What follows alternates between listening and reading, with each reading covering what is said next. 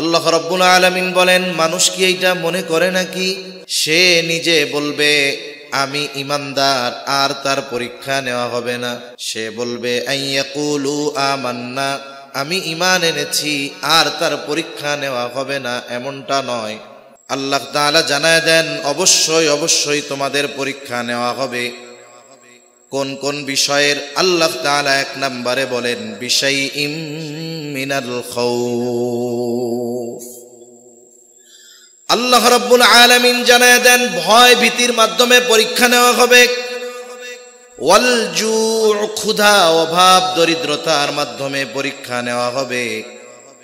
ওয়া নাকসিম মিনাল আমওয়াল, মালের লস মালের ক্ষতির মাধ্যমে পরীক্ষা নেওয়া হবে।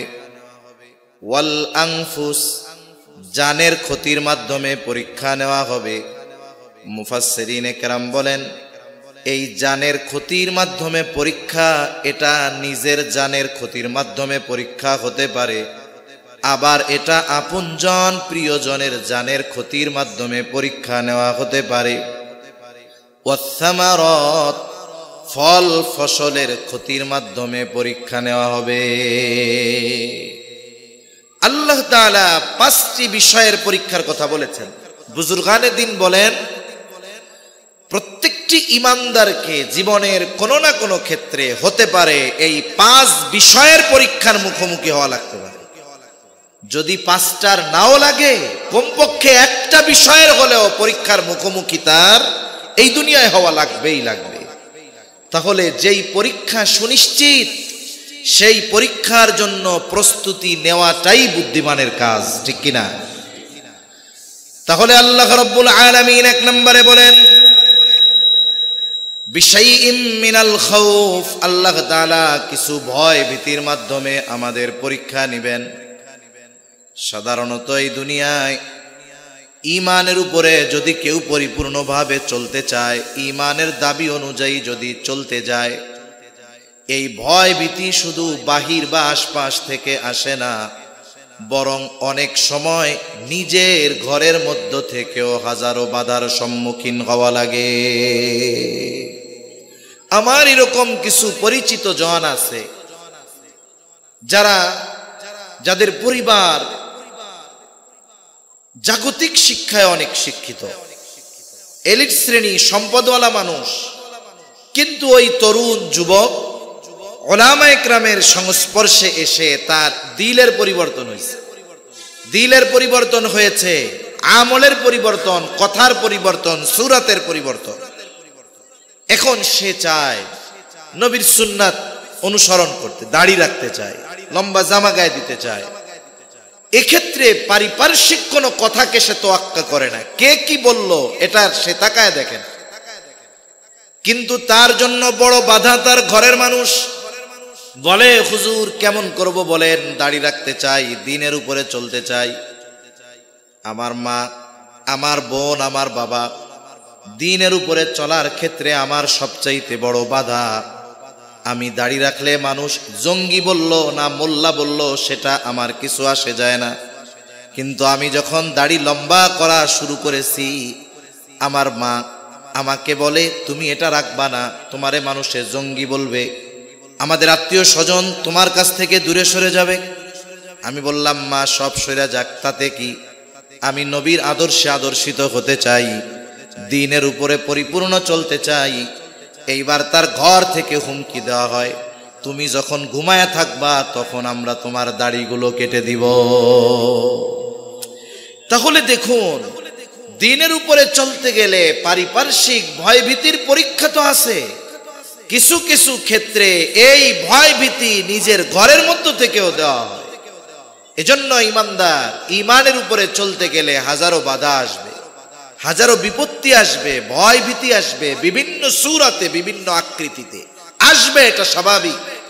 তবে আল্লাহ তাআলা দেখতে চান যে আমার এই বান্দা ওই ভয় ভীতিকে সামনে দেখতে পেয়ে সে ঈমানের পথ থেকে পথচ্যুত হয়ে যায় কিনা, ওই মুসিবতে সে দ্বীনহীন হয়ে যায় কিনা। মূলত আল্লাহ তাআলা এটা দেখতে চায়। এরপরে আল্লাহ রাব্বুল আলামিন বলেন ওয়াল জু', আল্লাহ তাআলা ক্ষুধা, দারিদ্রতা, অভাব দিয়ে মুমিনের ঈমানের পরীক্ষা নেন। একটু খেয়াল করে দেখেন, আমাদের মুসলিম দেশগুলোর মধ্যে সবচাইতে জুলুমের শিকার আমার ফিলিস্তিনের গাজ্জার মুসলমানেরা। একটু চিন্তা করে দেখেন, আমেরিকা, ইসরায়েল তাদেরকে বলে দিয়েছে তোমরা এই গাজ্জা ভূমি ছেড়ে চলে যাও, ফিলিস্তিন ছেড়ে চলে যাও, অন্যান্য দেশে তোমাদেরকে বিলাসী জীবন যাপনের ব্যবস্থা করে দেওয়া হবে, তোমাদেরকে আধুনিক সব ব্যবস্থাপনা করে দেওয়া হবে, তোমরা যেন তোমাদের হায়াত খুব আরামে, স্বাচ্ছন্দ্যে, বিলাসিতার সাথে অতিবাহিত করতে পারো, সেই ব্যবস্থাও তোমাদের করে দেওয়া হবে। কিন্তু এই মানুষেরা ক্ষুধার কষ্ট, জানের কষ্ট সব কিছু সহ্য করতেছে, এরপরেও এই পবিত্র ভূমি ছেড়ে যেতে তারা রাজি নয়। তারা যে ক্ষুধার জন্য সীমাহীন কষ্ট করতেছে। আজকে তো আমরা মুসলিম উম্মাহ বিভক্ত হয়ে গেছি। আমরা তো ছিলাম একটা দেহের ন্যায়, মুসলমান এক দেহের ন্যায়। দেহের যে কোনো অংশে যদি কোনো কষ্ট অনুভব হয়, এই কষ্ট গোটা দেহ ছড়িয়ে পড়ে।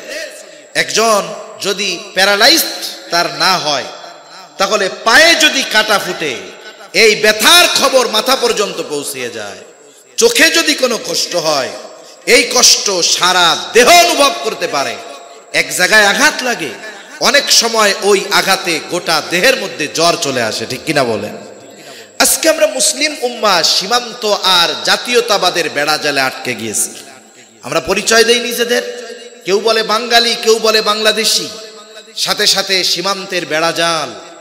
অথচ উচিত ছিল পৃথিবীর কোথাও যদি কোনো মুসলমান ভাই নির্যাতিত হয়, সে নির্যাতিত হওয়ার কারণে যতটা কষ্ট অনুভব করবে, আমি তার কষ্টটা দেখে অনুরূপ কষ্ট অনুভব করা আমার আপনার দরকার ছিল। কিন্তু এই সীমান্তবাদ, জাতীয়তাবাদ আর সীমান্তের বেড়াজাল এ কষ্ট আমাদের থেকে দূর করে দিয়েছে। যার কারণে দেখেন, গাজ্জার সাথে সীমান্ত আছে জর্ডানের কিছু অংশ আর মিশরের কিছু অংশ। দুইটা দেশই মুসলিম দেশ, এক দেয়াল। এই দেয়ালের এই পারে মাসের পর মাস অনাহারে আমার মুসলমান ভাইয়েরা না খেয়ে মরতেছে। শিশুরা খাবারের অভাবে শুকিয়ে হাড্ডি সার হয়ে গেছে। সিনার হাড্ডিগুলো দেখা যায় একেবারে। একটা বাচ্চা কয়েকদিন আগে মারা গেছে, 7-8 কেজি ওজন হয়ে গেছে না খাইতে খাইতে, হাড্ডি আর চামড়া ছাড়া কিচ্ছু নাই। অথচ দেয়ালের ওই পারে আনন্দ, ফুর্তি, মজা, মাস্তি চলতেছে। এই যে দেখুন, একটা দেয়াল আমাদের আর তাদের মধ্যে যোজন যোজন দূরত্বের সৃষ্টি করে দিয়েছে, ঠিক কিনা বলেন? আমার ভাইয়েরা হয়তো ক্ষুধার যন্ত্রণায় পরীক্ষায় আছে।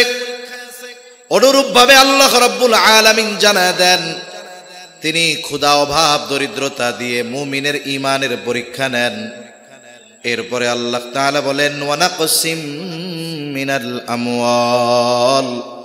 অনেক সময় আল্লাহ তাআলা মালের ক্ষতি দিয়ে পরীক্ষা নেন। ব্যবসায়ী ব্যবসা করতেছে, দোকান ভরপুর মাল উঠাইছে, আল্লাহর বান্দা শর্ট সার্কিট হয়ে আগুন লেগে মাল সব পুড়ে গেছে। আল্লাহ তাআলা হয়তো তার পরীক্ষা নিতে চান। এমনও আল্লাহর বান্দা আমার দেখা, উনি ইজতেমায় আসবেন, ইজতেমায় কিছু মানুষ ওনারে টাকা পয়সা দিয়া দোকানে মাল জিনিস ওঠানোর ব্যবস্থা করে দিছে। রাতের বেলায় একজন দুশ্মনী করে তার দোকানে আগুন লাগায় মাল সব পুড়াইয়া দিল। সকাল বেলায় উনি ইজতেমায় আসবেন, আর রাতের বেলা তার দোকানে আগুন লাগছে, পুড়ে সব ছাই। আমরা চিন্তা করছি বেচারা হায় হুতাশ করবে, কিন্তু আল্লাহর বান্দা ওই পুড়া ছাই তালা মেরে সুন্দর মতো 3 দিনের জন্য চলে আসছে বিশ্ব ইজতেমায়। ওখান থেকে দিলের পরিবর্তন হয়েছে, আল্লাহর বান্দা আবার চলে গেছেন এক চিল্লায়। এরপরে বাড়িতে ফিরে আসছেন। আল্লাহ সুবহানাহু ওয়া তাআলা এই চিল্লায় থাকা অবস্থায় তার দোকানে পুনরায় মাল জিনিস ওঠানোর ব্যবস্থা করে দিয়েছে। কিছু মানুষ তার এই মুসিবতে নিঃস্বার্থভাবে এগিয়ে আসছে, যে এই লোকটার এইরকম হালাত যে আমরা যদি কোনো ক্ষতি হইতো সব বাদ দিয়ে আগে কপাল থাপড়াইতাম, যারে আমার মাল শেষ, জীবন শেষ, ব্যবসা শেষ, খামুকি, পরিবার খাওয়ামুখী, কিন্তু সে আল্লাহ রাস্তায় যাবে, ওই পোড়া দোকানে তালা মাইরা সে চলে আসছে, কি হইছে না হইছে পরে হবে, আবার চলে গেছে চিল্লায়।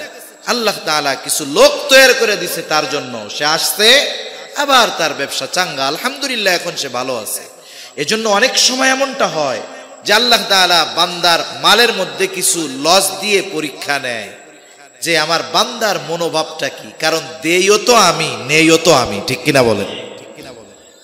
আল্লাহ তাআলা এরপরে বলেন ওয়াল আনফুস, আল্লাহ তাআলা জানের ক্ষতি দিয়ে পরীক্ষা নেন। মুফাসসিরিন কেরাম বলেন জানের ক্ষতি এটা অনেক সময় নিজের জানের ক্ষতির মাধ্যমে হয়, অনেক সময় আপনজন প্রিয়জনের জানের ক্ষতির মাধ্যমে পরীক্ষা নেওয়া হয়। যেমন আল্লাহ তাআলা হযরত ইব্রাহিম আলাইহিস সালামকে পরীক্ষা নিয়েছেন, সন্তানকে জবাই করতে হবে এই নির্দেশ দিয়া। এটা আল্লাহ তাআলার পক্ষ থেকে ইব্রাহিম আলাইহিস সালামের জন্য বড় এক পরীক্ষা। এজন্য আল্লাহ তাআলা বলেন ইন্না হাযা লাহুয়াল বালাউল মুবিন, বড় এক পরীক্ষা আল্লাহ তাআলা ইব্রাহিম আলাইহিস সালামের নিয়েছেন। তবে আল্লাহ তাআলা আমাদের মতো দুর্বল ইমানদারদের এমন কঠিন পরীক্ষায় ফালান না। মাঝে মধ্যে কি হয়, হয়তো কেউ পড়ে গিয়ে হাতটা ভেঙে যায়, মসজিদে আসতে গিয়ে স্লিপ খেয়ে পড়ে গেছে, পাটায় ব্যথা পাইছে, সন্তানের কিছু অসুস্থতা হয়েছে, বা তার এমন হয়েছে হাতটা ভেঙে গেছে, পাটা ভেঙে গেছে। মূলত আল্লাহ সুবহানাহু ওয়া তাআলা অনেক সময় নিজের জানের অথবা আপনজনের জানের ক্ষতি দিয়ে আল্লাহ তাআলা পরীক্ষা নেয়। অনেক সময় এমনটা হয় যে পিতা নিজের চাইতে সন্তানকে বেশি ভালোবাসে, আল্লাহ সুবহানাহু ওয়া তাআলা তখন হয়তো মুসিবত দিয়ে পরীক্ষা নিয়ে দেখেন যে বান্দা আমি আল্লাহর চাইতে আমার পক্ষ থেকে দেওয়া ওই সন্তানের প্রতি তার মহব্বত ভালোবাসা বেশি কিনা। এজন্য অনেক সময় আল্লাহ তাআলা পরীক্ষা নেয়, সন্তান সন্ততির অসুস্থতা দিয়ে পরীক্ষা নেয়। অনেক সময় আল্লাহ তাআলা একেবারে বাবার সামনে সন্তানকে দুনিয়া থেকে নিয়ে যান, এটাও আল্লাহ তাআলার পক্ষ থেকে বড় পরীক্ষা। এরপরে আল্লাহ তাআলা বলেন ওয়াস-সামারাত, আল্লাহ রাব্বুল আলামিন ফল ফসলের ক্ষতি দিয়ে পরীক্ষা নেন। হয়তো আল্লাহর বান্দা জমিনের মধ্যে পাকা ফসল দেখে আসছে, চিন্তা করছে আগামী দিন বা পরশু দিন কয়েকজন লোক নিয়ে পাকা ফসল আমি ঘরে তুলব, কিন্তু ইচ্ছা তো আল্লাহ তাআলা যা করেন তাই হয়। উনি চিন্তা করছেন 2 দিন পরে ফসল ঘরে তুলব, বাজারে বিক্রয় করব, এগুলো দিয়ে আমার ঋণ পরিশোধ করব। কিন্তু রাতের বেলায় মেঘের আওয়াজ, রাতের বেলা শিলাবৃষ্টি হলো। বলুন তো পাকা ধানের উপরে যদি শিলাবৃষ্টি হয়, ওই ধান ঘরে তোলার আর কোনো উপায় থাকে নাকি? আল্লাহ তাআলা দিয়েছেন, এর নিয়ন্ত্রণ দুনিয়ার কোনো মানুষের হাতে নাই। এখন আল্লাহ তাআলা ওই রকম ফল ফসলের ক্ষতি দিয়ে আল্লাহ তাআলা পরীক্ষা নেন। এখন কথা হলো পরীক্ষা যে নেন মূলত আল্লাহ চানটা কি? মানুষ যখন মুসিবতে পড়ে, বিপদে পড়ে, তার দরকার হলো সাহায্য। মুসিবতে পড়লে কি দরকার একটু জোরে বলেন তো? সাহায্য দরকার। এখন আল্লাহ তাআলা এই যে মুসিবতগুলো দেন দিয়ে চান কি? চান হলো যে বান্দা মুসিবতে পড়ে যেন আমার দিকে প্রত্যাবর্তিত হয়। কিন্তু আমাদের সমস্যা, আমরা যখন মুসিবতে পড়ি এই মুসিবত থেকে উত্তরণের জন্য আল্লাহর দিকে না ফিরে আমরা জাগতিক আসবাবের দিকে মুখাপেক্ষী বেশি হই।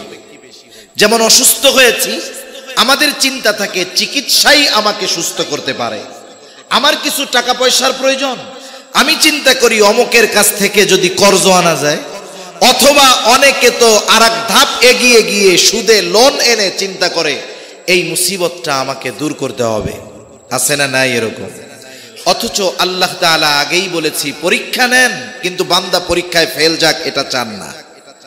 এজন্য আল্লাহ রাব্বুল আলামিন এর আগেই জানায় দেন, বান্দা তুমি যদি মুসিবতে পড়ে যাও, তোমার তো সাহায্য প্রয়োজন, তুমি সাহায্য কোথায় চাইবা? আল্লাহ তাআলা কোরআনুল কারীমের মধ্যে বলেন 2 আয়াত আগেই, ইয়া আইয়ুহাল্লাযীনা আমানুস্তাঈনু বিস-সাবরি ওয়াস-সালাহ ইন্নাল্লাহা মা'আস সাবিরিন। আল্লাহ তাআলা বলেন, ইয়া আইয়ুহাল্লাযীনা আমানু, হে ঈমানদারেরা, পরীক্ষায় পড়েছ, মুসিবতে পড়েছ, বিপদে পড়েছ, এখন তোমার সাহায্য দরকার, কোথায় তুমি সাহায্যের জন্য যাইবা? আল্লাহ তাআলা বলেন, ইস্তাঈনু, তুমি আমার কাছে সাহায্য চাও। এখন আল্লাহ তাআলার কাছে সাহায্য চাওয়ার নির্দেশ আল্লাহ তাআলা দিলেন। আল্লাহর কাছে সাহায্য চাওয়ার মাধ্যম কি?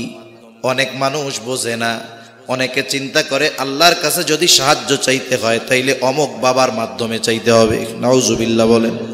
ওরা নাস্তিক ছিল না, এমন ছিল না যে, এমনটা বলতো না যে স্রষ্টা বলে কেউ নাই, এমনটা মক্কার মুশরিকরা বলতো না। বরং কোরআনুল কারীমের মধ্যে স্বয়ং আল্লাহ তাআলা জানায় দেন। আল্লাহ তাআলা বলেন, ওয়ালাইন সাআলতাহুম মান খালাকাস সামাওয়াতি ওয়াল আরদা লায়াকুলুন্নাল্লাহ। আল্লাহ তাআলা কোরআনুল কারীমের মধ্যে মক্কার মুশরিকদের ব্যাপারে বলেন, আপনি যদি মক্কার মুশরিকদেরকে জিজ্ঞাসা করেন, তাদের কাছে যদি জানতে চান, মান খালাকাস সামাওয়াতি ওয়াল আরদ, আসমান এবং জমিনের স্রষ্টা কে? কে বানিয়েছে আসমান, কে বানিয়েছে জমিন? ওরা নাস্তিকদের মতো বলবে না এটা বিগ ব্যাংকের মাধ্যমে অটোমেটিকই সৃষ্টি হয়ে গেছে। বরং তারা আপনার এই প্রশ্নের জবাবে কি বলবে? আল্লাহ তাআলা দুইটা তাকিদ যোগ করে বলেন, লায়াকুলুন্নাল্লাহ। আপনার জবাবে মক্কার মুশরিকেরা বলবে, অবশ্যই অবশ্যই আসমান জমিনের স্রষ্টা হলেন আল্লাহ। প্রশ্ন করলে আসমান জমিনের স্রষ্টা আল্লাহ, এই জবাব দিবে কারা? মক্কার মুশরিকেরা। এরা যদি আল্লাহর অস্তিত্ব অবিশ্বাসী হইতো তাহলে কে বলতো যে আসমান জমিন আল্লাহ বানাইছে? বলতো। আবার আল্লাহ তাআলা এক জায়গায় বলেন, ওয়ালাইন সাআলতাহুম মান নাযালা মিনাস সামাই মাআন ফাআহইয়া বিহিল আরদা বা'দা মাউতিহা। আপনি যদি মক্কার মুশরিকদেরকে জিজ্ঞাসা করেন, মান নাযালা মিনাস সামাই মাআ, কে আসমান হতে পানি বর্ষণ করে, কে বৃষ্টি দেয়? শুধু বৃষ্টি দেয় তা নয়, ফাআহইয়া বিহিল আরদা বা'দা মাউতিহা, এই পানির দ্বারা কে মৃত জমিনকে পুনরুজ্জীবিত করে? অর্থাৎ ফসল উৎপাদনের অনুপযুক্ত জমিন, পানির অভাবে শুকিয়ে যাওয়া শুকনা ঠনঠনা ওই জমিন কে ফসল উৎপাদনের জন্য উপযুক্ত করে তোলে? তারা তাদের দেবদেবীদের কথা বলবে না, লাত মানাত উজ্জার কথা বলবে না। আপনার এই প্রশ্নের জবাবে অবশ্যই অবশ্যই তারা বলবে, বৃষ্টি দেন আল্লাহ, আর জমিনকে ফসল উৎপাদনের উপযুক্ত করে তোলেনি আল্লাহ। এগুলো আল্লাহই করেন।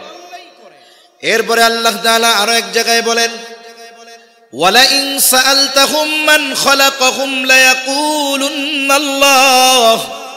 আপনি যদি তাদের অস্তিত্বের ব্যাপারে জিজ্ঞাসা করেন যে তাদেরকে কে সৃষ্টি করেছে, তারা এমন বলবে না যে এমনিই হয়ে গেছি, বরং তারা তাদের নিজেদের সৃষ্টির ব্যাপারেও বলবে, অবশ্যই অবশ্যই আমাদের সৃষ্টি করেছেন আল্লাহ। এই যে আল্লাহর অস্তিত্বের ব্যাপারে যে বিশ্বাস ছিল কাফেরদের, বিশ্বাসটা কোন পর্যায়ে যে স্বয়ং আল্লাহ তাআলা তাদের এই বিশ্বাসের সাক্ষ্য দিচ্ছেন। অথচ দেখুন এদের সমস্যা কি, আল্লাহর অস্তিত্বের ব্যাপারে এমন বিশ্বাস থাকার পরেও কিছু চাইতে হলে তারা দেবদেবীদের মাধ্যমে চাইত। কেমনে চাইতো? দেবদেবীদের মাধ্যমে চাইতো। আর আমাদের দেশে কিছু আছে, বিশেষ করে এই ভারতীয় উপমহাদেশে, যে আল্লাহর কাছে সরাসরি চাওয়া বাদ দিয়ে আরেক জায়গায় গিয়া যায়। এটা কখনো সমীচীন নয়। এই ধরনের মানুষ আমাদের দেশে অনেক। এদের এই আকীদা, এই বিশ্বাস ঈমান থেকে দূর করে দিয়েছে। যদি এরা জান্নাতে যায় তাহলে আবু জেহেলের জান্নাতে যাইতে বাধা নাই, আর কোনো, মনে রাখতে হবে। এজন্য আল্লাহ সুবহানাহু ওয়া তাআলা সুস্পষ্টভাবে কোরআনুল কারীমের মধ্যে জানিয়ে দিয়েছেন, সাহায্য আমার কাছে চাও। কেমনে চাইবা? কোন বাবা, দরবার, মাজার কারো মাধ্যমে চাওয়া লাগবে না, সরাসরি আমার কাছে চাও। মাধ্যমটা কি? দুইটা। কয়টা মাধ্যম? দুইটা। আল্লাহ তাআলা বলেন বিসসাবরি ওয়াস সালাহ, সবর আর সালাত, ধৈর্য আর নামাজের মাধ্যমে তোমরা আমার কাছে সাহায্য চাও। 1 নাম্বার সবর, 2 নাম্বার সালাত। এখন সবরটা কি? বুজুর্গানে দ্বীনের কিছু কথা আমি আপনাদের নকল করে শোনাই। অনেক সময় সবর বলতে আমরা বুঝি যে হাত কেটে গেছে, যা হয় হোক, আমি সেলাইও করব না, ওষুধও খাবো না। আমার জ্বর হইছে, মইরা যাই তাও ডাক্তারের কাছে যাব না। অনেকে মনে করে যে এটা হলো মনে হয় সবর। অথচ হাদিসে নবীজি সাল্লাল্লাহু আলাইহি ওয়াসাল্লাম বলেছেন অসুস্থ হলে চিকিৎসা গ্রহণ করা, তবে চিকিৎসার যে আসবাব এটার উপরে ইয়াকিন থাকবে না, ইয়াকিন হবে আল্লাহর উপরে, যে আল্লাহ যদি ওষুধ দিয়ে কাজ করায় তাইলে ওষুধ কাজ করবে, নইলে ওষুধ কাজ করবে না। তার মানে আমি চিকিৎসা গ্রহণ করব, তবে তাওয়াক্কুল, ভরসা, ওষুধ ডাক্তারের উপরে নয়, কার উপরে? আল্লাহর উপরে। একটা উদাহরণ দেই স্বাভাবিকভাবে, তাইলে বুঝতে সহজ হবে। মনে করেন অনেক সময় এমন হয় যে অনেক আত্মীয় স্বজনের খুব মেজর অপারেশন হবে, মসজিদে দোয়া চায় না ইমাম সাহেবের কাছে, মুসল্লিদের কাছে আইসা বলে যে আপনারা একটু দোয়া করেন, আমার আব্বার অমুক দিন একটা মেজর অপারেশন আছে, আল্লাহ সুবহানাহু ওয়া তাআলা যেন অপারেশনটা সাকসেসফুল করে দেয়। এরকম দোয়া চায় কি চায় না? চায়। এখন বলেন তো, অপারেশন থিয়েটারের মধ্যে অপারেশন হবে, তাই না? অপারেশন কে করে? আল্লাহ করে না ডাক্তার করে? কিন্তু দোয়া চাওয়ার সময় কি কয়? আল্লাহ যেন সাকসেস করে। তার মানে কি? এখানেই সবরের কম্বিনেশন। দেখুন, একজন ইমানদার ডাক্তার অপারেশন করতেছে, কিন্তু সে বিশ্বাস করে যে ডাক্তার অপারেশন করতে পারে ঠিক, কিন্তু অপারেশন সাকসেসফুল করতে পারে না যদি আল্লাহ সাকসেস না করে। ঠিক কিনা বলে? এখানেই সবরের কম্বিনেশন। অপারেশন চলতেছে, চিকিৎসা চলতেছে, কিন্তু ভরসা বান্দার কার উপরে? আল্লাহর উপরে। যদি ডাক্তারের কাছে অপারেশন সাকসেসফুল করার ক্ষমতা থাকতো, তাহলে কোন ডাক্তার বন্ড সই আগে নিত না। ছোট্ট একটা অপারেশনও যদি করা লাগে, অভিভাবকের বন্ড সই দেওয়া লাগে যে এই যে অ্যানেস্থেশিয়া দিলাম, যদি সেন্সার না ফিরে তাইলে আমাদের কোনো দায়বদ্ধতা নাই, সিগনেচার দেন, এরপরে অপারেশন থিয়েটারে ঢোকানো হবে। যদি সাকসেসফুল করার ক্ষমতা ডাক্তারের হাতে থাকতো, তাইলে অপারেশনের টেবিলে কোনো রোগী মারা যাইতো না। তার মানে ডাক্তার অপারেশন করে ঠিক, কিন্তু সাকসেসফুল করেন যিনি, তিনি কে? এই বিষয়টার মধ্যেই সবরের কম্বিনেশন। চিকিৎসা, অসুস্থ হইছে, চিকিৎসা নিচ্ছি, তবে এই ওষুধে রোগ দূর হবে তখন, আল্লাহ তাআলা চাইবেন যখন। এরপরে আল্লাহ তাআলা বলেন বিসসাবরি ওয়াস সালাহ, সবর আর সালাতের মাধ্যমে আমি আল্লাহ তাআলার কাছে তোমরা সাহায্য চাও। সবরের পরে হলো সালাত। কেন? বলে আমি আপনি যার যত কাছাকাছি হতে পারবো তার কাছ থেকে তত সুবিধা নিতে পারবো। যদি আপনি প্রধান উপদেষ্টার অনেক কাছের মানুষ হন, আপনি ফ্যাসিলিটি বেশি নিতে পারবেন, এটা স্বাভাবিক। অনুরূপভাবে বান্দা আর আল্লাহর মধ্যে সবচাইতে নৈকট্য অর্জন এটা হয় সালাতের মাধ্যমে। কারণ বান্দা যখন তাকবীরে তাহরিমা আল্লাহু আকবার বলে নামাজের মধ্যে ঢুকে, দুনিয়ার অনেক বৈধ কাজ, অনেক ভালো কাজ তার জন্য নিষিদ্ধ হয়ে যায়। কেন? তখন বান্দার কথোপকথন চলে কার সাথে? আল্লাহ তাআলার সাথে। এজন্য নবীজি সালাতুল হাজাত শিখিয়ে দিয়েছেন। সম্ভবত তারিখে দামেস্কের মধ্যে আসছে, হযরত ওমর রাদিয়াল্লাহু তাআলা আনহুর সময় একবার দুর্ভিক্ষ দেখা দিচ্ছে। স্বাভাবিক, দুর্ভিক্ষ যদি মানুষের কোন জিনিস যদি মানুষের ক্রয় সীমার বাইরে চলে যায়, অটোমেটিক দুর্ভিক্ষ লেগে যায়। হযরত ওমর রাদিয়াল্লাহু তাআলা আনহু পেরেশান। মদিনার বাজারে খাদ্যশস্যের অভাব, যা আছে দাম অনেক, সবার ক্রয় সীমার ভিতরে নাই। কি করা দরকার? আমদানি করা দরকার। ভবিষ্যতে অতীতে আমরা দেখছি পেঁয়াজের কেজি 280-300 টাকা হয়ে গেছে, কিন্তু আবার যখন বিভিন্ন দেশ থেকে আমদানি করা হয়েছে, হয়তো ওই সময় কৃত্রিম সংকট সৃষ্টি করা হয়েছিল। আমরা পরবর্তীতে দেখলাম বাংলাদেশের যত বড় বড় বাজারগুলো আছে, চট্টগ্রামের খাতুনগঞ্জ, এই সব জায়গায় লক্ষ লক্ষ পচা পেঁয়াজ ওগুলো নদীর মধ্যে ফেলে দিয়েছে। তার মানে এইগুলো সিন্ডিকেট মানুষের ভোগান্তির জন্য, কিছু মুনাফা বেশি পাওয়ার জন্য, অথবা কিছু টাকা করার জন্য এই আমদানির ভাব ধরছে আর কি। আমদানি করছে, দাম তখন কমে গেছে। এখন ওমর রাদিয়াল্লাহু তাআলা আনহু সাহাবায়ে কেরামকে নিয়ে পরামর্শ করলেন কি করা যায়। সিদ্ধান্ত হলো আগামীকাল সকালে এক গ্রুপ চলে যাবে সিরিয়ার দিকে, আর এক গ্রুপ চলে যাবে মিশরের দিকে, তার মানে চতুর্দিকে ছড়ায় পড়বে। আর এক গ্রুপ চলে যাবে ইয়েমেন খাদ্যশস্য আমদানি করার জন্য। সিদ্ধান্ত হলো সকাল বেলায় ফজরের নামাজের পর খলিফাতুল মুসলিমিন কাফেলা বিদায় দিবেন। ওমর রাদিয়াল্লাহু তাআলা আনহু রাতের বেলা এইগুলো করতে করতে অনেক রাত হয়ে গেছে, বাসায় ফিরলেন পেরেশানি চিন্তায়, চোখের মধ্যে ঘুম নাই। একেবারে সুবহে সাদিকের পূর্ব মুহূর্তে একটু ঝিমুনি ঝিমুনি ভাব আসছে। এবার তিনি বিছানায় শরীরটাকে এলায়া দিলেন। অনেক সময় দেখবেন চেয়ারে বসে বসে ছোট্ট একটা ঘুম হয়, ছোট ঘুমের মধ্যে বিশাল এক স্বপ্ন দেখা হয়ে যায়, হয় না? অনেক সময় চেয়ারে বসে জিম দিছে কয়েক সেকেন্ডের, কিন্তু এর মধ্যে লম্বা একটা স্বপ্ন দেখা হয়ে যায়। এখন ওনার চোখে ঘুম না, তন্দ্রা, ঘুম ঘুম ভাব, তবে ঘুম না। বিভোর ঘুম তো একরকম, আর একটা হলো ঘুম আসতেছে বোঝা যায়, চোখের সামনে ঝাপসা হয়ে যায়, বারবার পলক পলক পড়তে থাকে, এরকম একটা ভাব। ক্লান্তির সময় অনেক সময় এরকম ভাব আসে। উনি বিছানায় শুয়ে আছেন, এমত অবস্থায় উনি দেখতেছেন যে মুহাম্মাদুর রাসূলুল্লাহ সাল্লাল্লাহু আলাইহি ওয়াসাল্লাম ওনার সামনে, আর চেহারা মলিন। এই চেহারা দেখা হযরত ওমর রাদিয়াল্লাহু তাআলা আনহু বলতেছে, ইয়া রাসূলুল্লাহ সাল্লাল্লাহু আলাইহি ওয়াসাল্লাম, আপনার চেহারা মলিন কেন?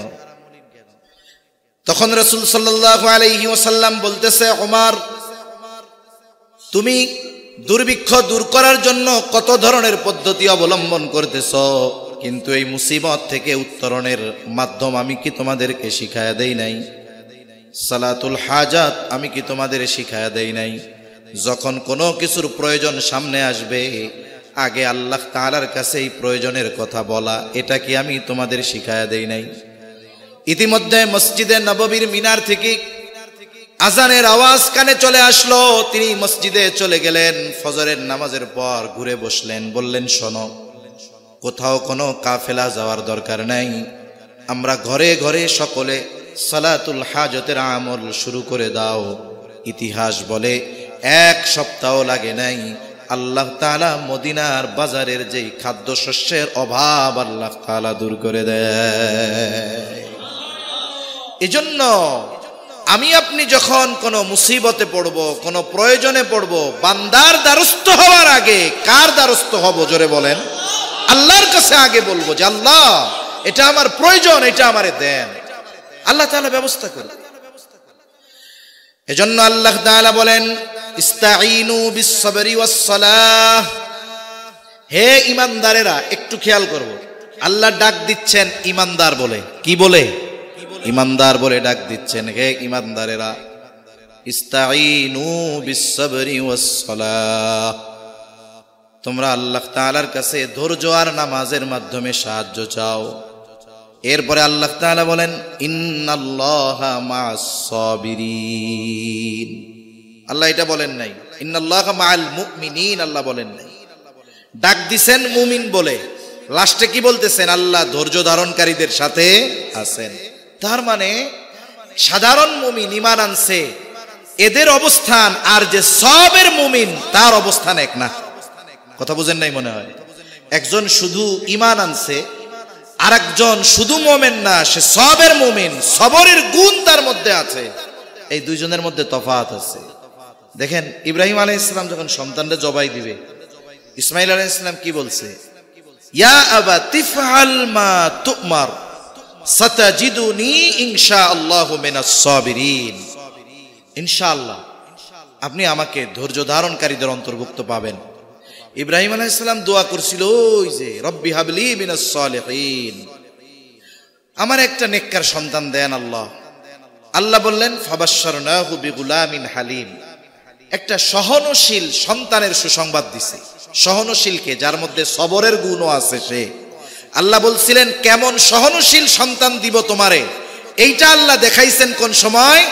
এই যে কোরবানি করতেছে, জবাই করতেছে, এই স্বপ্ন দেখাইয়া যে দেখো তোমারে বলছিলাম যে সহনশীল একটা সন্তান দিব, এই সন্তান কেমন সহনশীল, কেমন সবরের গুণে গুণান্বিত, তুমি জবাই করতে চাইবা আর ও বলবে আল্লাহ বাবা আপনি আপনার দায়িত্ব পালন করেন, আপনি আমারে ধৈর্যশীলদের অন্তর্ভুক্ত পাবেন। সুবহান।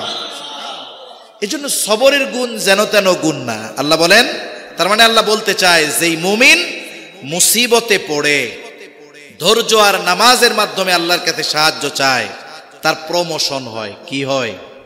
প্রমোশন কি হয়? শুধু মোমেন থেকে সে সওয়াবের মুমিন হয়ে যায়, আর সওয়াবের মুমিন যে হয় তার সাথে আছে কে? আল্লাহ। আচ্ছা শোয়ারটাই না আজান? আচ্ছা ঠিক আছে, কত বাজে?